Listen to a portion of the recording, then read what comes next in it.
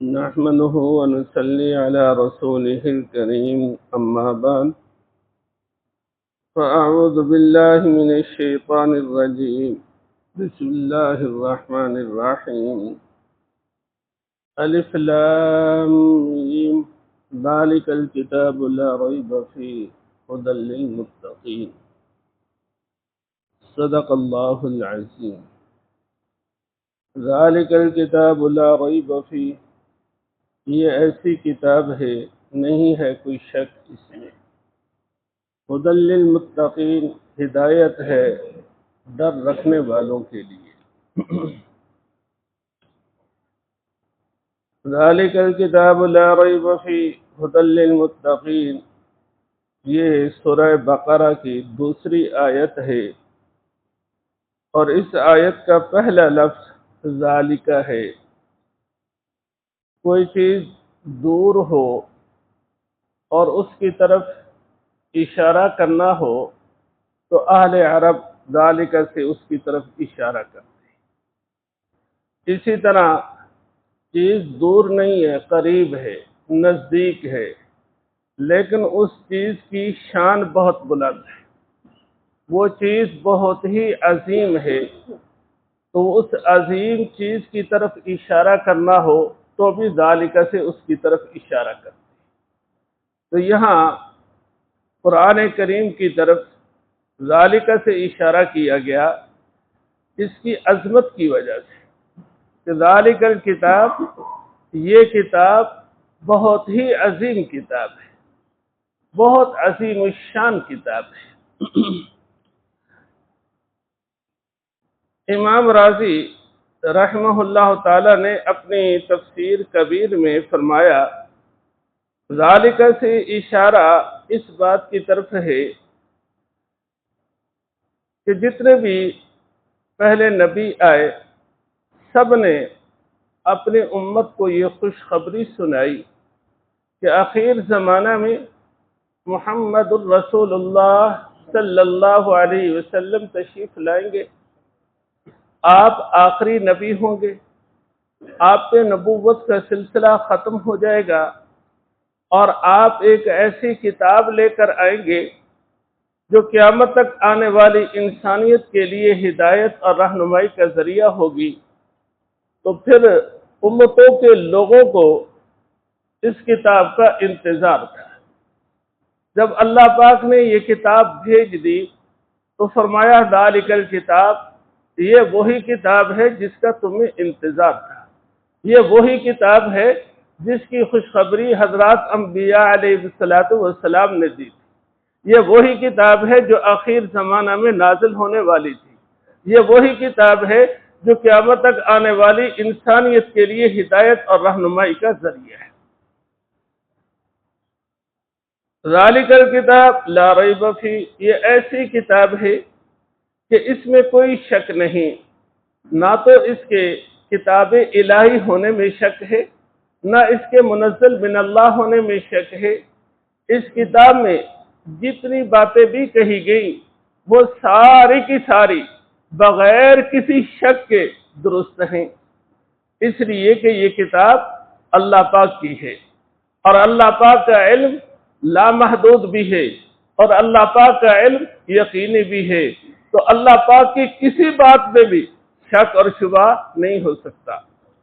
اگر کسی نے شک کیا ہے تو اپنی ناسمجھی کی وجہ سے، اور اس کتاب کی کوئی بات بھی اپنی ذات میں شک اور شبہ والی نہیں ہے۔ مشرکین مکہ نے اس کتاب کے بارے میں شک کیا کہ یہ اللہ پاک کی طرف سے نہیں ہے، یہ آپ صلی اللہ علیہ وسلم نے خود بنا لی ہے۔ اللہ پاک نے انہیں چیلنج دیا وَإِن كُنتُمْ فِي رَيْبٍ مِّمَّا نَزَّلْنَا عَلَىٰ عَبْدِنَا فَأْتُوا بِسُورَةٍ مِّن مِّثْلِهِ وَادْعُوا شُهَدَاءَكُم مِّن دُونِ اللَّهِ إِن كُنتُمْ صَادِقِينَ۔ اگر تمہیں اس کتاب کے بارے میں شک ہے جو ہم نے اپنے بندے پر نازل کی ہے تو اس جیسی ایک صورت لے آؤ۔ فَأْتُوا بِسُورَةٍ مِّن مِّثْلِهِ اکیلے نہیں، وَادْعُوا شُهَدَاءَكُم اپنے سارے مددگاروں کو جمع کر لو، سب مل کر اس جیسی ایک صورت لے آؤ۔ اور فرمایا اگر تم یہ نہ کر سکو فَإِن لَّمْ تَفْعَلُوا، اور آگے اللہ پاک نے فیصلہ دے دیا وَلَن تَفْعَلُوا، تم ہرگز کر ہی نہیں سکو گے، تو پھر اس آگ سے بچ جاؤ جو کافروں کے لیے تیار ہے۔ تو اس کتاب میں کوئی شک نہیں ہے، اور اس میں کسی تبدیلی کا امکان بھی نہیں ہے، کسی تغیر کا احتمال بھی نہیں ہے۔ کیوں نہیں ہے؟ کہ اس کی حفاظت کی ذمہ داری اللہ پاک نے لی ہے۔ اِنَّا نَحْنُ نَزَّلْنَا الذِّكْرَ وَإِنَّا لَهُ لَحَافِظُونَ۔ ابتدائے اسلام میں قرآن کریم کی حفاظت کے لیے سب سے زیادہ زور حفظ قرآن پر دیا گیا۔ جو آیات اترتی تھی آپ صلی اللہ علیہ وسلم لکھوا بھی دیتے تھے، لیکن وہ لکھا ہوا ہر ایک کے پاس نہیں ہوتا تھا۔ ہر ایک کے پاس کیا تھا کہ جو قرآن پاک اترا اس نے یاد کیا۔ آپ صلی اللہ علیہ وسلم کے زمانہ میں قرآن کریم یاد کرنے والے ان کی ایک لمبی فہرست ہے کہ جنہیں پورا کا پورا قرآن کیا ہے یاد تھا۔ ان میں سر فہرست سیدنا صدیق اکبر رضی اللہ تعالیٰ عنہ ہیں، حضرت عمر رضی اللہ تعالیٰ عنہ ہیں، حضرت عثمان رضی اللہ تعالیٰ عنہ ہیں، حضرت علی رضی اللہ تعالیٰ عنہ ہیں۔ سب سے پہلے یہ قرآن کریم آپ صلی اللہ علیہ وسلم کے سینہ مبارک میں محفوظ ہوا۔ پھر آپ صلی اللہ علیہ وسلم نے حضرات صحابہ کرام کو پڑھایا۔ حضرات صحابہ کرام کو اللہ پاک کے ساتھ، حضور صلی اللہ علیہ وسلم کے ساتھ اتنی محبت تھی کہ ہم اس محبت کا کوئی تصور پیش نہیں کر سکتے۔ اللہ پاک کے کلام کے ساتھ بے پناہ محبت تھی۔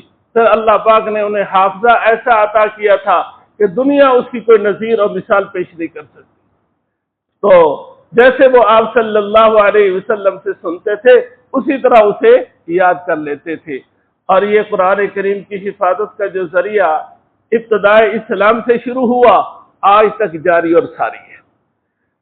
چھوٹے چھوٹے بچے، معصوم بچے پورا کا پورا قرآن یاد کر لیتے ہیں۔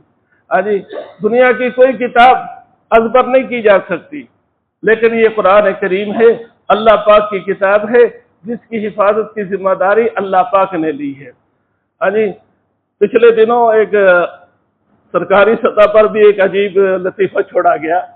اللہ پاک نے حفاظت کی ذمہ داری لی ہے، لیکن یہ حفاظت اللہ نے فرشتوں سے نہیں کروانی، یہ حفاظت اللہ نے جنوں سے نہیں کروانی، یہ حفاظت اللہ نے انسانوں سے کروانی ہے۔ ہر دور میں انسانوں نے حفاظت کی ہے، اور قیامت تک انسان ہی حفاظت کریں گے۔ پڑھے لکھے لوگ بہکی باتیں کر جاتے ہیں۔ اِنَّا نَحْنُ نَزَّلْنَا الذِّكْرَ وَإِنَّا لَهُ لَحَافِظُونَ۔ تو بہرحال اللہ پاک کیا فرماتے ہیں؟ ذَلِكَ الْكِتَابُ لَا رَيْبَ فِيهِ، یہ ایسی کتاب ہے جس میں کوئی شک نہیں ہے۔